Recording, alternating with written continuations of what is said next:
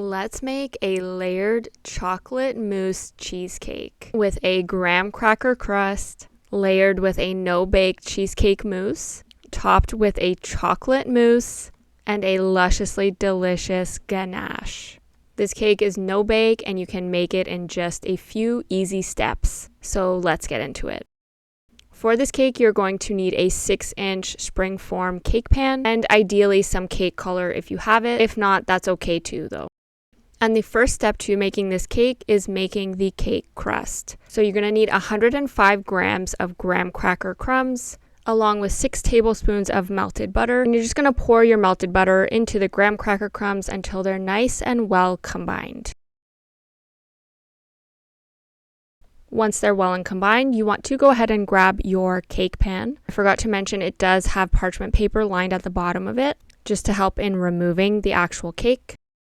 And from here, you're just going to go ahead and pour in your graham cracker butter mixture. And you just want to evenly spread it out to the bottom of the cake pan and grab yourself something flat to flatten it out evenly.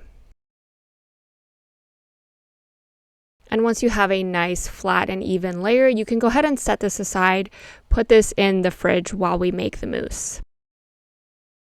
Now the first step for the mousse is you want to activate your gelatin. I'm using powdered gelatin here and combining the gelatin with cold water and just setting that aside while it activates.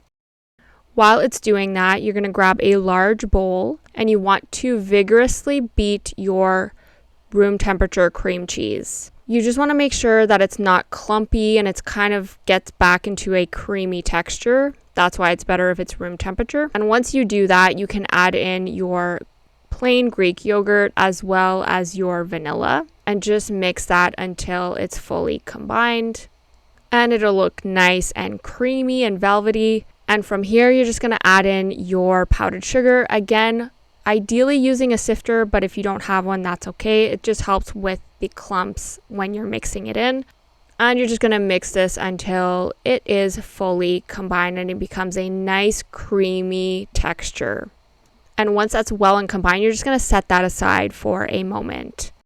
Now grabbing another large bowl, you're going to pour in your heavy cream. For this part, you're going to need 200 grams. You're going to pour your heavy cream into this bowl and you're going to whisk it until it gets to stiff peaks.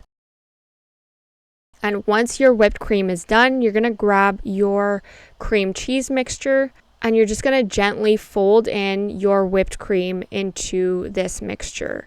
Now you want to try your best to be as gentle as possible with the whipped cream so that you're not whipping all of the air and the bubbles out, because that's what's going to make this cake and this mousse nice and light and fluffy. So just gently folding it in about a quarter of the whipped cream at a time. And you're just going to repeat this process until it's fully combined with your cream cheese mixture.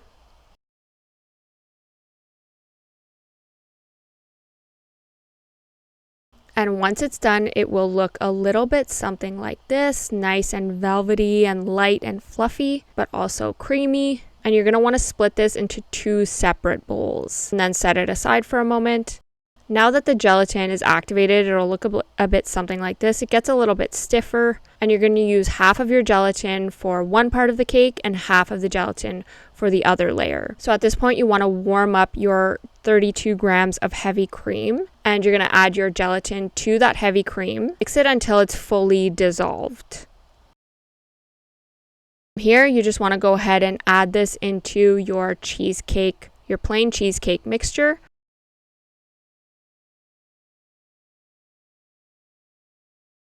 And just give it a nice good mix.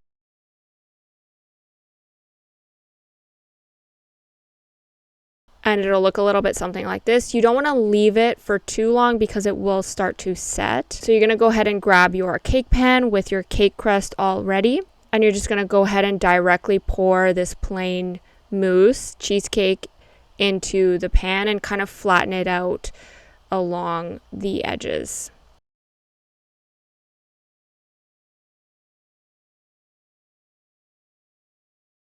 You can give it a few taps just to get the air bubbles out. And then you're going to set this aside, place it in the fridge or the freezer while we make the chocolate mousse layer.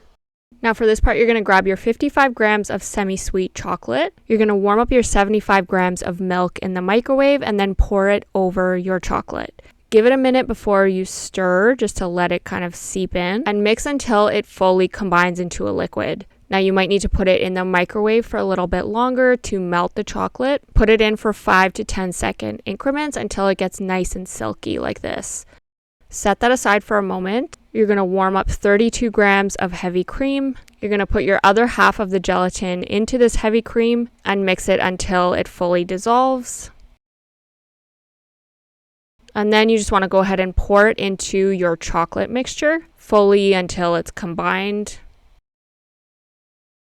which will leave you with a nice velvety chocolate, which we will pour into the second half of the cheesecake mousse.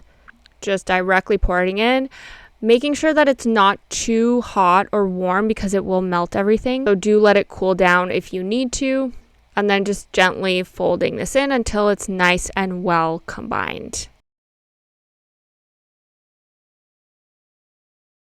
And it'll look a little bit something like this when it's done.